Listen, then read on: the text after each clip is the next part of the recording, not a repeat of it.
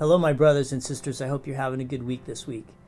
I hope that you're sensing the presence of God this week, and that you are realizing that His eyes are upon you and you're never alone. We're in interesting days that you and I are living in. These are days for us to be awake. These are days for us to be spiritually alert.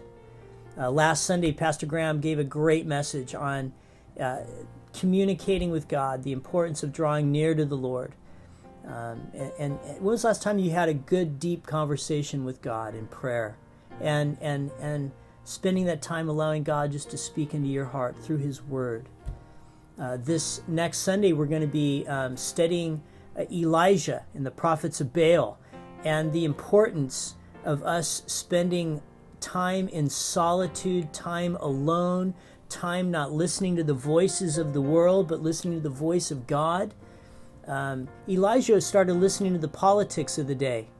He got his eyes off the Lord, and he lost perspective, and God refocused him as He drew him to Himself in quiet solitude. So important that we could do that. We're going to look at that this next Sunday. Next Sunday, if you want to come to the church for the morning service, we're inviting you to come to the Breezeway area. We're going to have chairs set up out there. And we call it the Breezeway because there's a nice breeze that blows by there early in the morning. And we'll have TV monitors set up, and you'll be able to listen to the service and just be in community. And then Sunday night, Sunday morning, Sunday night, 7 to 8 o'clock, we're going to have our worship and prayer service out again in the courtyard. And we're going to be talking about the need for a calling, and what's God's calling in our lives. If you come Sunday night, you're going to be hearing testimonies from people in our church on how God is using them to share the gospel in these days that we're living in. You will be very encouraged if you come Sunday night.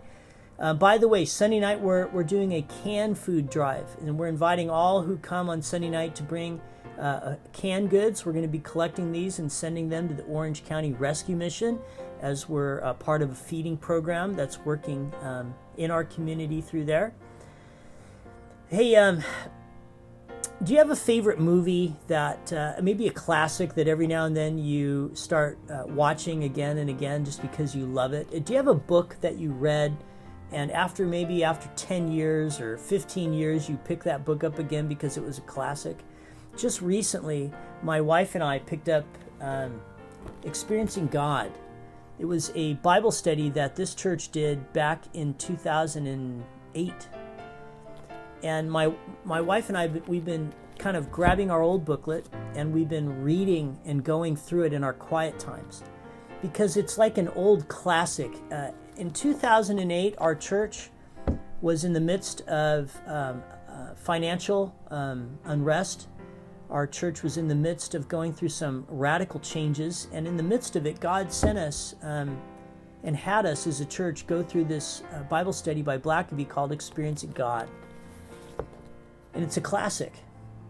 We began reading it. I want to share something with you. On page 51 of this booklet, Blackaby was talking about the day that he found out about his daughter having cancer. And he says this, he says, "When you face circumstances like this, you can ask God to explain what is happening." We did that. We asked Him what we should do. I raised all those questions, but I never said, "Lord, I guess you don't love me." Long before this experience, I had made a determination, no matter what my circumstances, I would never look at my situation except the backdrop of the cross. In the death and resurrection of Jesus Christ, God forever convinced me that He loved me. For this reason, during my daughter's illness, I could go before the Heavenly Father and see behind my daughter the cross of Jesus Christ. I said, "Father, don't ever let me look at my life and question your love for me, because your love for me was settled on the cross." That has never changed and will never change. What a nugget of gold. Starting in the fall, we're going to challenge our church to get this booklet again, and we're going to start studying these quiet times once again. We're going to be talking about this more in the coming weeks, but I wanted to give you a heads up. that we're going to be encourage everybody in the church to grab these Quiet Times devotionals. What they are is they're 5 devotionals a week for 12 weeks.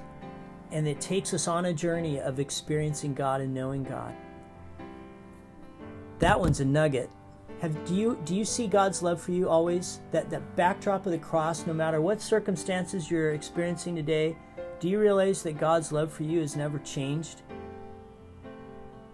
No matter what's going on in your life, God's love for you is settled on the cross when he gave his son to die on your behalf. Do you realize how loved you are and how loved I am? No matter what's going on. Isn't that good?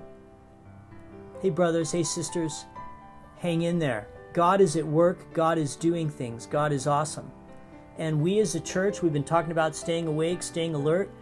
In the fall, our whole church is going to be journeying together, going on a mission of doing quiet times and just drawing near to the Lord in these last days. We have some fun times ahead for us.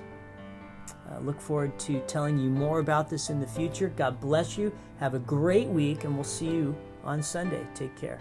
Bye-bye.